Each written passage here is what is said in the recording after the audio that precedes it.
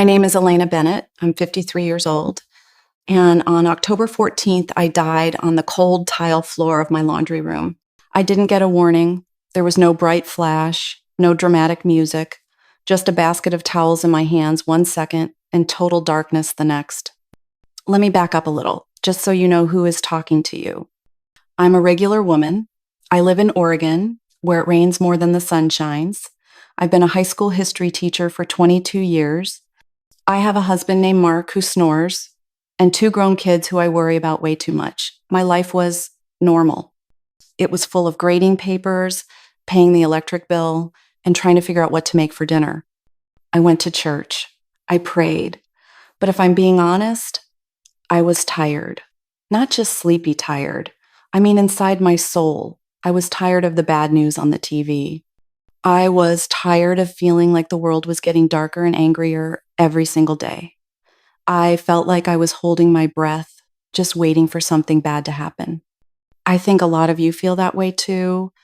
That morning started like any other Tuesday. I was rushing. I was always rushing. I had a coffee in one hand and a laundry basket in the other. I was thinking about a parent-teacher conference I had later that afternoon. I was stressed. I walked into the laundry room. I bent down to put the towels in the machine. And then it happened. It felt like a mule kicked me right in the center of my chest. I dropped the basket. My coffee cup hit the floor and shattered. Hot liquid splashed on my socks, but I barely felt it because the pain in my chest was so big it swallowed everything else. I tried to gasp for air, but my lungs wouldn't open. It was like someone had poured concrete into my chest. I fell. My knees hit the tiles hard. I tried to yell for Mark. He was just in the garage. He was so close, but when I opened my mouth, no sound came out. Just a terrible, wheezing rattle. Panic set in. Real, primal panic. I clawed at my shirt. I rolled onto my back, staring up at the fluorescent light on the ceiling. It was flickering a little bit. I remember staring at a dead fly caught inside the light fixture. Is this it? I thought. Is this how it ends? Looking at a dead fly? My heart was beating so fast, it felt like a bird trapped in a cage, banging against the bars. Then, it skipped a beat. Then, another. The edges of my vision started to turn gray, like fog rolling in. I heard the garage door open. I heard Mark's heavy footsteps. "Elena?" He called out. "Honey, you okay?" I wanted to say, "Help me." I wanted to say, "I love you." But the gray turned to black. The pain in my chest flared hot one last time, like a match being struck, and then nothing. The sound of the washing machine stopped. The hum of the refrigerator stopped. The sound of my own blood in my ears stopped. Silence. I was gone. I expected it to be cold. Death is supposed to be cold, right? But it wasn't. The first thing I noticed was the weight, or the lack of it. For 53 years, I had felt the pull of gravity. I felt the ache in my lower back. I felt the heaviness of my legs after standing in a classroom all day. I felt the heaviness of my worries, the bills, the politics, the fear. Suddenly, I was light. I wasn't in the laundry room anymore. I wasn't on the floor. I was standing, well, not standing on feet exactly, but I was upright. It was dark, but not a scary dark. It was like the kind of dark you get when you close your eyes in a warm room. It was soft, velvet. I looked down at myself. I wasn't wearing my old bathrobe anymore. I wasn't wearing anything that I could name. I was just me. I looked like light. My hands were glowing, faint and soft, like the embers of a fire that's dying down. Then the environment began to shift. It didn't happen all at once. It was like waking up slowly. The darkness began to peel away. It didn't lift up like a curtain. It dissolved. And what replaced it wasn't a tunnel. Everyone talks about a tunnel. I didn't see one. Instead, I felt a breeze. But this breeze wasn't air. It was music. That sounds crazy, I know. But the wind brushing against my face sounded like a choir singing low and deep. It hummed against my skin. I looked up. I was standing in a field, but the grass wasn't green, it was gold. Not metallic gold, but alive. Every blade of grass seemed to be breathing. And the sky was a color I don't have a name for. It was like violet and deep ocean blue mixed with fire. I took a breath, and that's when I knew I was dead. Because when I breathed in, I didn't just get oxygen, I breathed in joy. Imagine the happiest moment of your life, maybe your wedding day, or when your child was born, or when you finally felt safe after a long time being scared. Take that feeling, multiply it by 1,000,000, and turn it into air. That's what I was breathing. Hello, Elena. The voice came from everywhere. It came from the sky. It came from the golden grass. It came from inside my own chest. I turned around. I've heard people describe Jesus. They talk about white robes and red sashes. They talk about a kind face with a beard. But that's not what I saw. Standing there, about 10 feet away from me, was a man. But calling him a man is like calling the ocean a puddle. He was made of something that looked like solid lightning, but he was gentle. He didn't look like a painting. He didn't look like a statue. He looked like stability. That's the only word I can use. Standing there, looking at him, I realized that everything on earth, the mountains, the buildings, the ground itself was flimsy. It was all cardboard. He was the only real thing that had ever existed. He wore clothes, I think. They looked like woven light, but I couldn't focus on the clothes. I looked at his hands. They were open. And on his wrists, I saw the scars. But they weren't ugly scars. They were shining. They looked like trophies. They proved that he had won a war I couldn't even understand. Then I looked at his face. His eyes. Oh, his eyes. They weren't just blue or brown. They were deep. When he looked at me, I felt a physical sensation. It felt like warm water washing over my head and running down to my toes.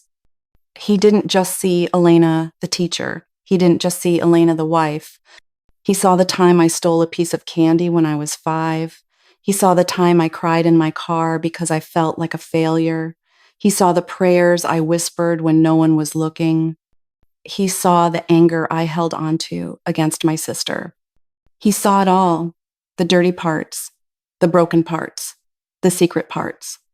And in that look, he didn't judge me. He didn't say, "Why did you do that?" His eyes said, "I know, and I chose you anyway." It broke me. I fell to my knees in that golden grass. I started to sob, but they weren't sad tears. It was the feeling of letting go of a backpack I had been carrying for 50 years. "Stand up, daughter," he said. His voice wasn't loud. It sounded like the sound of a river flowing over smooth stones. It was the safest sound I had ever heard. I stood up. I felt shaky, but strong at the same time. He took a step closer to me. The light coming off him was warm, like standing next to a wood stove in winter. "You are home," he said, "but you cannot stay." My heart dropped. "No," I whispered. "Please, don't make me go back. It's so hard there. It's so loud. I'm tired, Lord.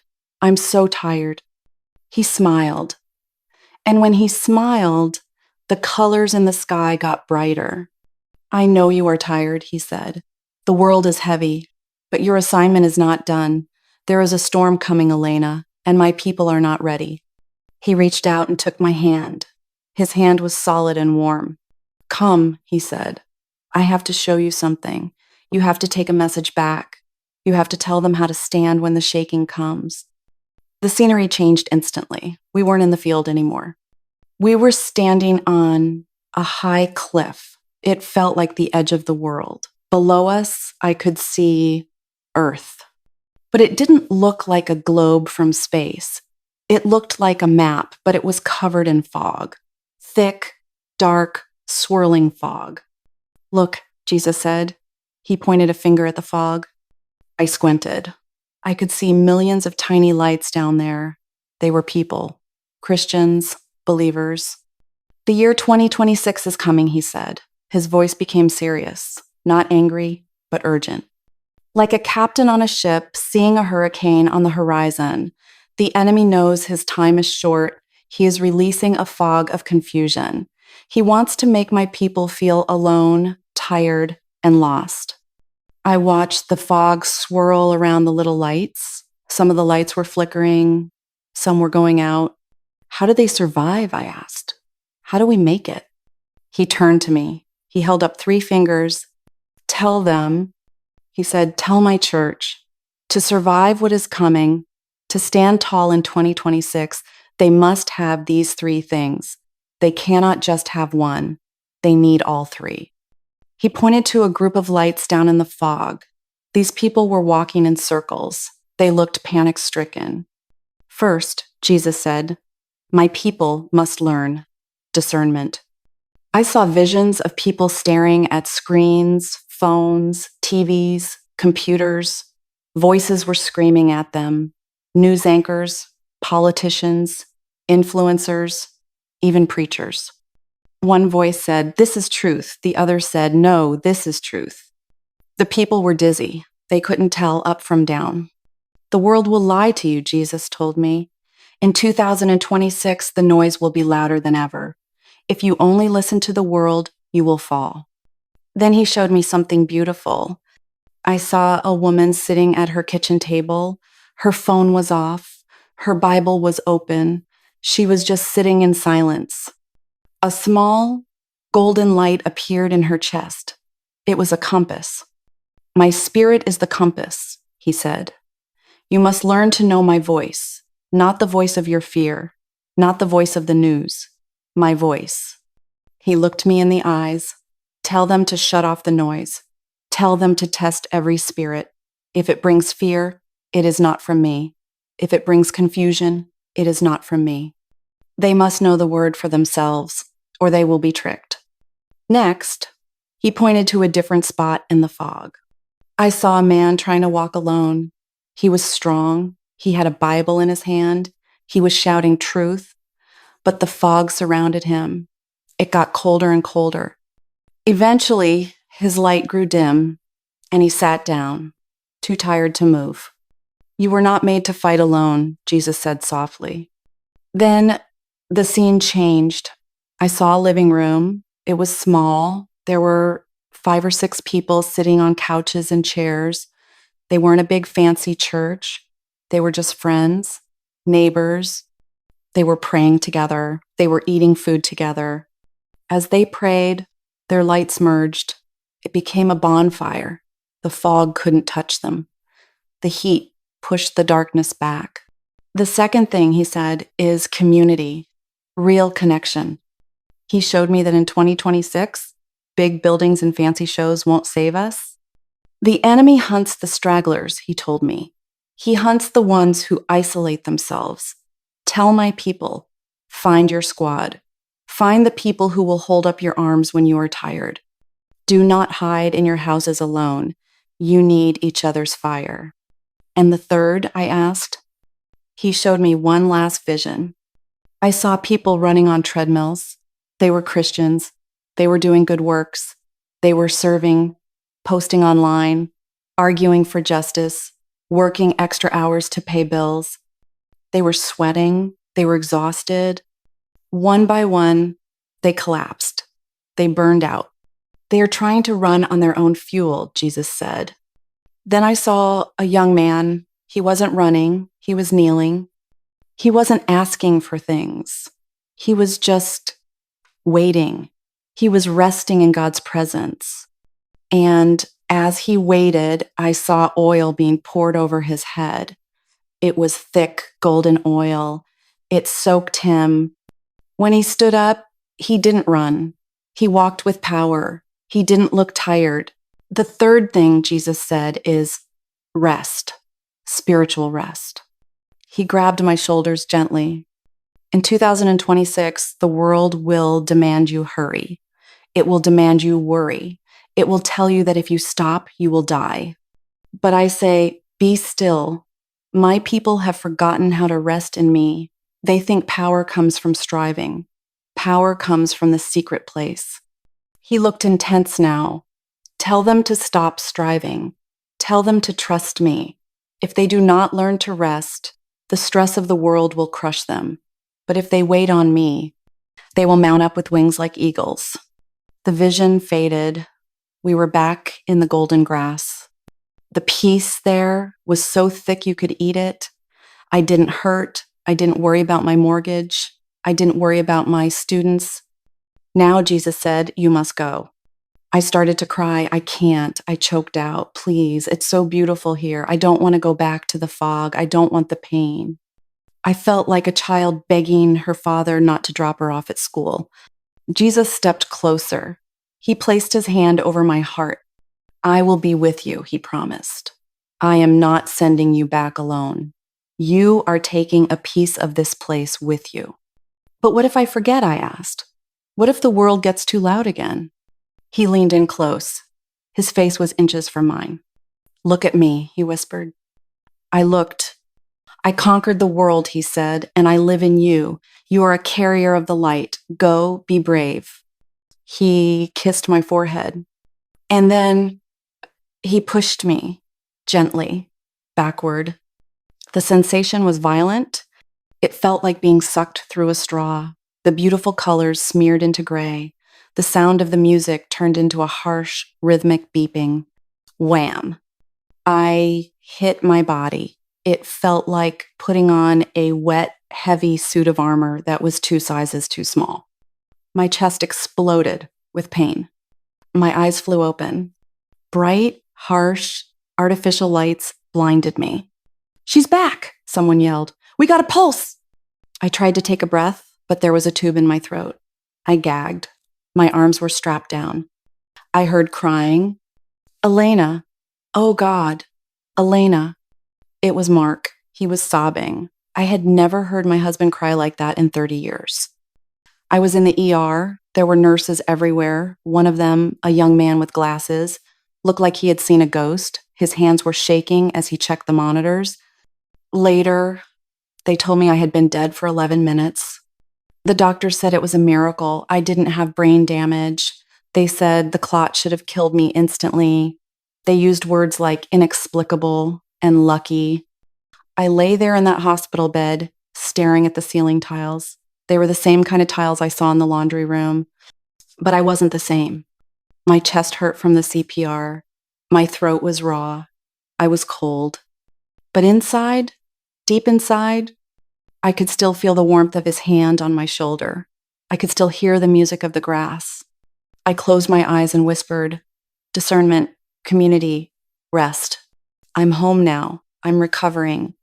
But I'm not the woman who died on the laundry room floor. I don't watch the news much anymore. I don't let the world make me panic because I know what's real. I'm making this video because Jesus told me to tell you. Yes, you, the one watching this right now. He knows you're tired. He knows you're worried about the future. He knows 2026 feels scary. But listen to me. You don't need to be afraid. The fog is coming, yes, but the fog is scared of the light. If you want to survive what's coming, you need to get back to the basics. 1, get your compass. Stop listening to the world. Open your Bible. Learn his voice. 2, find your people. Don't do this alone. Find a friend, a neighbor, anyone who loves Jesus, and lock arms with them. 3, learn to rest. Stop running. Stop striving. Sit at his feet. That is where your power is. He loves you. I wish I could explain how much. It's an ocean of love, and he is not panicked about the future. He's already there. My name is Elena. I died, and I came back to tell you this. Jesus is real. He is coming soon. And if you hold on to him, you're going to be just fine. God bless you.